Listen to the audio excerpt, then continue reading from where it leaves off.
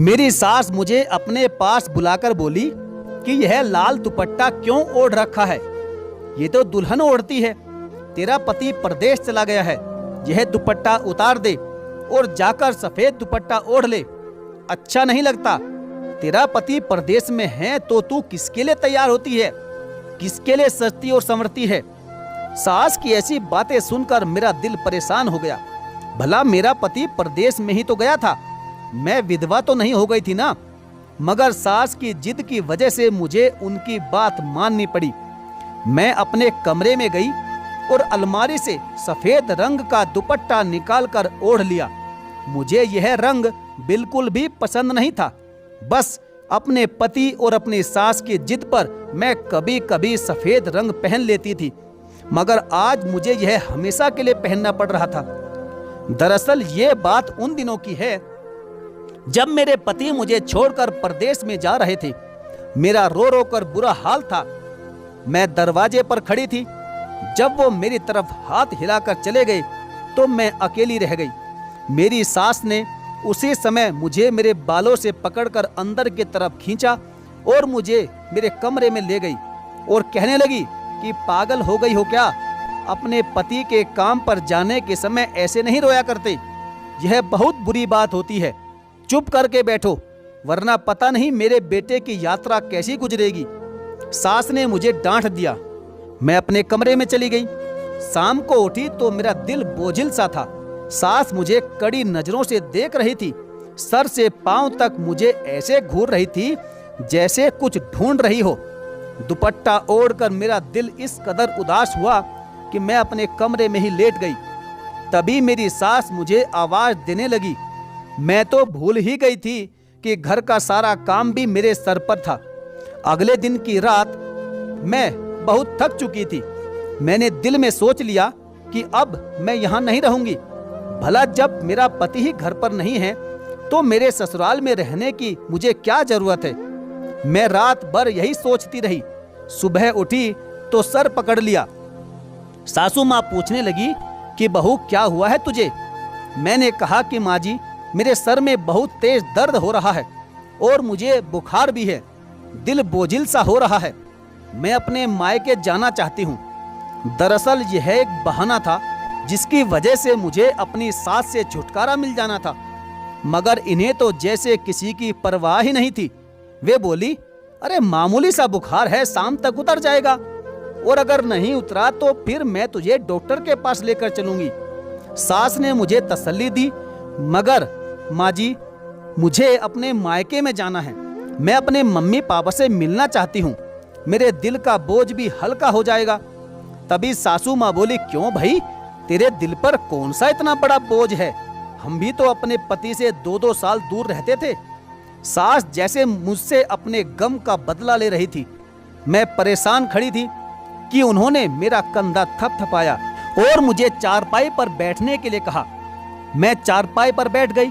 सास ने जैसे ही मुझसे ये कहा तो मैं वहां से एक कदम भी नहीं हिली और वहीं पर बैठी रही। सास अंदर से एक काले रंग की बोतल लेकर आई और फिर मुझे चारपाई पर लेटने को कहा। अब न जाने कौन सा हकीमगिरी इलाज शुरू होने वाला था। मैं दिल में सोच रही थी कि सासू माँ ने काले रंग की बोतल में से थोड़ा सा तेल निकाला और मेरे सर पर लगाने लगी। तेल बड़ा अजीब सा था। मेरे सर में बहुत जलन हो रही थी। सर के बालों में जैसे किसी ने तेजाब सा डाल दिया हो। मैं घबरा गई कि तभी सासू माँ ने मेरा सर दबाना शुरू कर दिया और साथ ही साथ मेरे सर की मालिश करनी भी शुरू कर दी और बोली, अब तुझे आराम हो जाएगा। ये ऐसा तेल है जिसे 10-12 दिन लगाने से ही तबीयत बेहतर हो जाती है। मेरे घर में पहले यही इस्तेमाल हुआ करता था, बल्कि हमारी सास भी हमें यही लगाया करती थी। अब तो मैं बेबस होकर बैठ गई। बहाना तो कर लिया था, मगर मैं बुरी तरह फंस गई थी। इस कड़वे तेल की मालिश करवाना मुझे बहुत बुरा लग रहा था। खैर, आधे घंटे के बाद सास ने मालिश करके मेरा सर छोड़ा। तभी दरवाजे पर किसी की दस्तक हुई।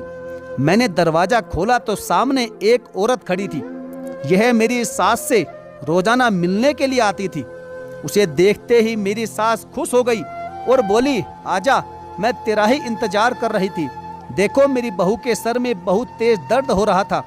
मैंने तेल से मालिश की तो ये ठीक हो गई। खैर मैं अंदर कमरे में चली गई। थोड़ी देर के बाद उन औरतों के लिए चाय बनाकर लाई। मेरा दिल बहुत भारी हो रहा था। चाय पीने से भी ऐसा लग रहा था कि जैसे मुझे अभी उल्टियां आ जाएगी। मैं अपने कमरे में जाकर बिस्तर पर लेट गई और जल्द ही मुझे नींद भी आ गई। रात के करीब 9 बजे मेरी आंखें खुली तो मैंने देखा कि मेरी सास ने खाना बनाकर तैयार कर लिया था। मुझे प्यार से जगाया और कहने लगी कि आजा, आकर खाना खा ले। मैंने खाना खाया मगर मेरे मुंह का जायका तक बदल चुका था। इस तेल ने तो मेरी तबीयत और भी ज्यादा खराब कर दी।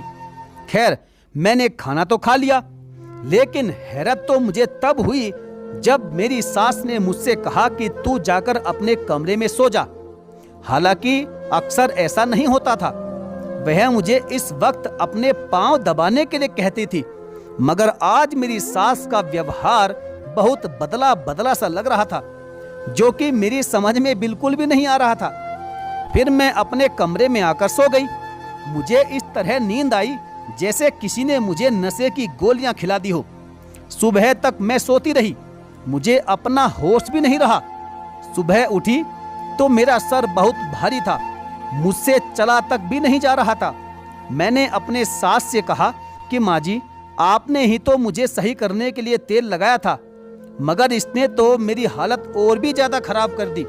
मुझसे तो चला तक भी नहीं जा रहा, तबीयत और भी ज्यादा खराब हो गई है। तभी माँ जी ने हंसकर कहा, अरे बेटी, 8-10 दिन के बाद ही तो यह तेल असर करेगा। अभी तो तेरी तबीयत इससे खराब ही होगी, क्योंकि इसकी वजह से शुरू में ऐसा ही होता है। सास की बात पर मुझे थोड़ा सुकून तो मिला, मगर मुझे अजीब सा लग रहा था। अगली रात भी जब मेरी तबीयत खराब हो गई तो मैंने सोचा कि इस तेल से छुटकारा पाने का एक यही तरीका है कि मैं अपनी सास की तेल वाली बोतल को ही छुपा दूं। फिर मैंने ऐसा ही किया। शाम को वह अपने किसी काम से बाहर गई तो मैंने उस तेल की बोतल को लिया और उसे गमले के पीछे छुपा दिया और सोचा कि अगर सास ने ज्यादा हंगामा किया तो उन्हें बता दूंगी। अब मुझसे बर्दाश्त नहीं होती थी यह रोज रोज की परेशानी। खैर मैंने तेल तो छुपा दिया, मगर सास ने आकर रात को जब तेल ढूंढना शुरू किया तो बोली, अरे तेरी मालिश करनी है, तेल कहाँ गुम हो गया है। मैंने भी ऐसा नाटक किया जैसे कि मैं जानती ही नहीं हूँ। तब माँ जी ने इस कदर शोर मचाया कि सारा घर सर पर उठा लिया। उस वक्त मुझे बहुत अजीब सा लग रहा था। भला माँ जी को मेरे सर के दर्द से इतनी दिक्कत क्यों हो रही थी? अगर मेरी सास का व्यवहार पहले से ऐसा ही होता तो मैं इस बात को मान सकती थी।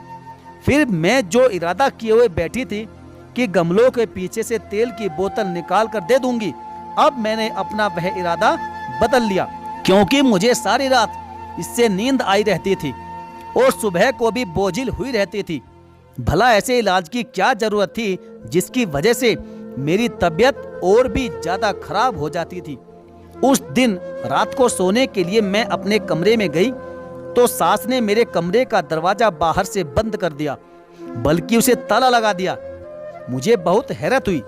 आज मुझे नींद नहीं आ रही थी, क्योंकि आज उस कड़वे तेल की मालिश नहीं हो पाई थी।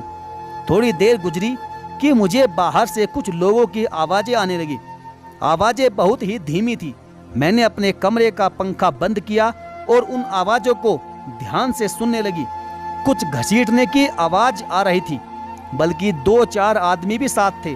मेरी सास न जाने उनको क्या कह रही थी। पूरे घर में अंधेरा छाया था। मैंने भी अपने कमरे की लाइट बंद कर रखी थी। फिर मैंने देखा तो 2 आदमी हल्की रोशनी में हमारे घर के बाहर वाले दरवाजे से जा रहे हैं। पहले तो मैंने सोचा कि जरूर मेरी सास का कोई रिश्तेदार होगा, लेकिन रिश्तेदार होता तो यूं चोरी छिपे से आकर मिलने की उसे क्या जरूरत थी? सामने भी तो आकर मिल सकता था, यानी दिन के समय। लेकिन यह रात को ही क्यों आए? अब तो मेरा शक और भी पक्का हो गया। सुबह उठी तो मैं बिल्कुल भी तरोताजा नहीं थी। मेरी तबीयत जरा भी ठीक नहीं हुई।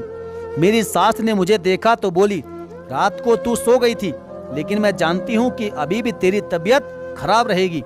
मैं आज ही तुझे उस औरत के पास लेकर चलूंगी जो यह तेल देती है। आखिर तुम तो जानती हो ना कि वह हकीमगिरी में कितनी माहिर है। उससे हर तरह की औरतें दवा लेकर जाती हैं, चाहे वह बीमार हो या तंदुरुस्त हो। मेरी सास ने मुझे समझाया, मगर मैं जानती थी कि वह औरत एक मामूली सी हकीम थी, इसलिए मेरा उसके पास जाने का कोई इरादा नहीं था। नहीं माँ जी, अब मैं बिल्कुल ठीक हूँ, कोई जरूरत नहीं है वह कड़वा तेल लाने की।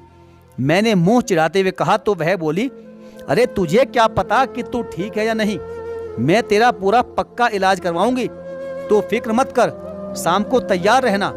सास की बात सुनकर मैंने अपना सर पकड़ लिया। अरे माँ जी, मैं ठीक हूँ, मुझे इलाज नहीं करवाना, ऊपर वाले के लिए मेरा पीछा छोड़ दो। मुझे माँ जी पर गुस्सा आ गया। तभी माँ जी बोली, मेरे साथ जुबान मत चला, वरना तेरे पति को परदेश में बता दूंगी कि तू मेरी कोई भी बात नहीं मानती। बस यही मेरी एक कमजोरी थी जिसका माँ जी फायदा उठाती थी। शाम को मैं तैयार हो गई, मेरी सास ने भी तैयारी कर ली और हम उस औरत के पास पहुंच गए। कुछ लोग कहते थे कि यह एक बहुत बढ़िया हकीम है, मगर सच तो यह था कि ये औरत ज्यादातर नशीली और गंदी दवाइयां बेचती थी। मुझे उनकी दवाइयों पर बिल्कुल भी यकीन नहीं था। माँ जी ने उसके सामने मेरा सारा मसला बताया और कहने लगी कि मुझे वही तेल दे दो जो तुमने पिछली बार दिया था। माँ जी की बात सुनकर उसने कुछ समय को तो सोचा और फिर एक लड़की को इशारा करते हुए आवाज दी, जो उसी तरह की काली सी शीशी लेकर माँ जी के पास आ गई। माँ जी ने वो शीशी ली और उस औरत का धन्यवाद किया और फिर मुझे लेकर घर पर आ गई। घर आकर वह बहुत खुश लग रही थी। मुझे यह सब बहुत बुरा लग रहा था। मैंने भी दिल में ठान लिया कि आज कुछ भी हो जाए, अपनी सास को यह तेल अपने सर पर नहीं लगाने दूंगी। मैंने भी सरसों के तेल में काला रंग मिला दिया और उस बोतल का तेल नाली में बहा दिया। सास को शक भी नहीं हुआ कि मैंने बोतल में से तेल बदल दिया है। रात को उन्होंने मुझे अपने पास बुलाया और मेरे सर की मालिश करने लगी। जब मालिश पूरी हो गई तो मुझे थपथपाते हुए बोली, जा जाकर अपने कमरे में सो जा, 7 दिन में तेरी तबीयत बेहतर हो जाएगी। हालांकि मुझे कोई बीमारी नहीं थी, लेकिन सास की जिद के आगे मैं कर भी क्या सकती थी। फिर मैं वापस अपने कमरे में आ गई, मगर मुझे नींद नहीं आ रही थी, जबकि तेल की मालिश के बाद मेरा सर भारी हो जाता था और थोड़ी देर लेटते ही मुझे गहरी नींद आ जाती थी। कुछ देर बाद मुझे महसूस हुआ कि जैसे वही आवाज आज भी आ रही है। आज मेरा दरवाजा अंदर से बंद था, क्योंकि मेरी सास तो ये सोच रही थी कि मैं सो गई होगी, इसलिए मेरे कमरे का दरवाजा बाहर से बंद नहीं किया। जब आवाज और भी ज्यादा बढ़ गई तो मैंने उठकर दरवाजा खोला और अपने कमरे से बाहर आ गई। देखा तो यह आवाज मेरी सास के कमरे से आ रही थी। मैं उस तरफ गई तो मुझे यह देखकर बड़ी हैरत हुई कि 2 लड़के मेरी सास के कमरे में बैठे थे और वह उन्हें मेरे दहेज के बर्तन और दूसरी चीजें थमा रही थी। लड़कों ने अपने चेहरे छुपा रखे थे, तो क्या मेरे दहेज का सामान? यह सोचते ही मुझे चक्कर से आने लगे। आगे बढ़कर मैंने अपनी सास का सामना किया और कहा कि माँ जी, ये लोग कौन हैं और मेरे दहेज के बर्तन आप इन्हें क्यों दे रही हो? मुझे देखकर मेरी सास बौखला गई। अरे तू यहाँ कैसे? तुझे कहा था ना कि जाकर सो जा। उन्होंने उल्टा अपनी गलती छुपाते हुए मुझे ही उल्टा सीधा सुनाना शुरू कर दिया। मैंने कहा, माँ जी, मैं सो नहीं सकती, मैंने जो पूछा है पहले आप मुझे उसका जवाब दीजिए। अरे तू होती कौन है मुझसे पूछने वाली? मेरी सास उल्टा मुझ पर ही गुस्सा करने लगी और बोली, मैं जो चाहे करूं, यह मेरा घर है, मुझे मत बताओ कि मुझे क्या करना है। उनकी आवाज ऊंची हो गई थी। यह देखकर वे लड़के जल्दी से घर से भाग गए, मगर मेरे दिमाग में ये बात बैठ चुकी थी, मैं भला कैसे अपनी सास की जान छोड़ सकती थी। बहस करते करते उन्होंने हार मान ही ली और बोली कि मैं तेरे दहेज का सामान अपनी बेटी के घर पहुंचा रही थी, थोड़े दिन की ही तो बात है, सामान वापस आ जाएगा। मगर तू तो अपने सामान को हाथ भी नहीं लगाने देती थी, इसलिए तुम्हारे सोने के बाद मैं ये काम कर रही थी। सास की बात सुनकर मुझे बहुत गुस्सा आ गया, क्योंकि ऐसी बात नहीं थी कि मैं कभी भी उनको मना करती। फिर न जाने क्यों उन्होंने मुझसे यह बात छुपाने की कोशिश की। जब मेरी और उनकी बहस बढ़ी तो वे मुझे धमकियां देने लगी। कहने लगी कि मैं तुझसे बदला लेकर रहूंगी, तूने मेरे बेटे का घर बर्बाद किया है।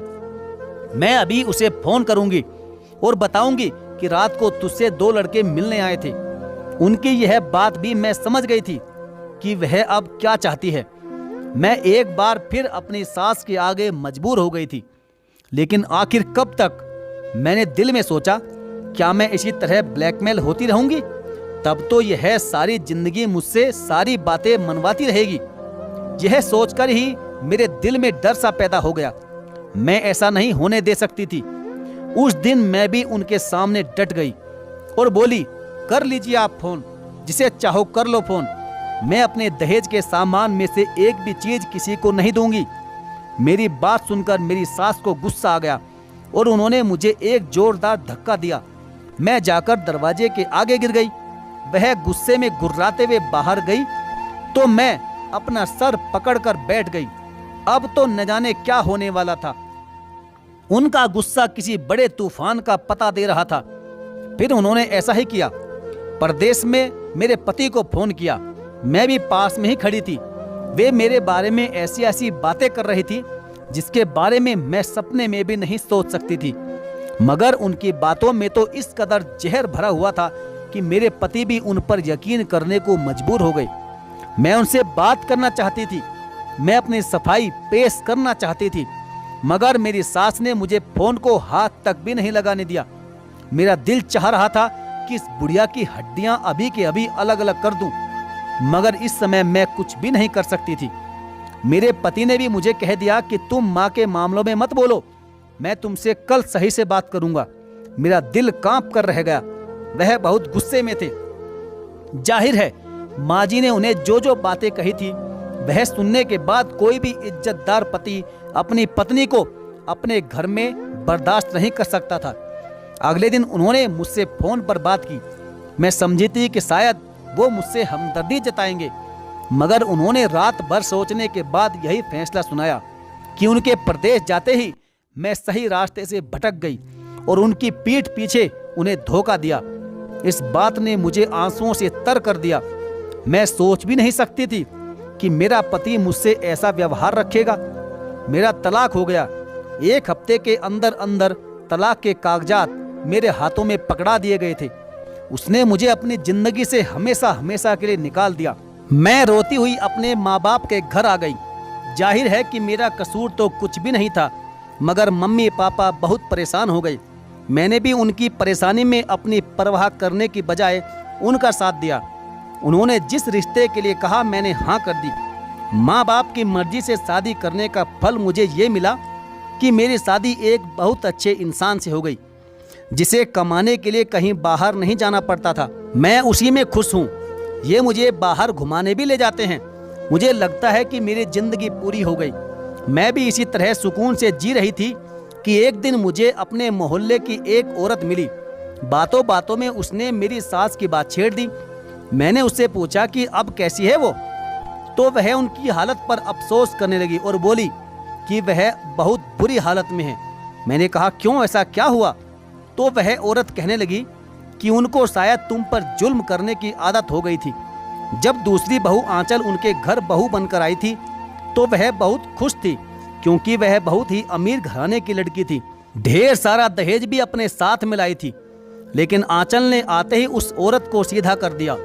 उसकी एक बात नहीं मानती थी और ऐसी ऐसी बातें अपने पति के सामने करती थी कि बुढ़िया का कुछ बस नहीं चलता था।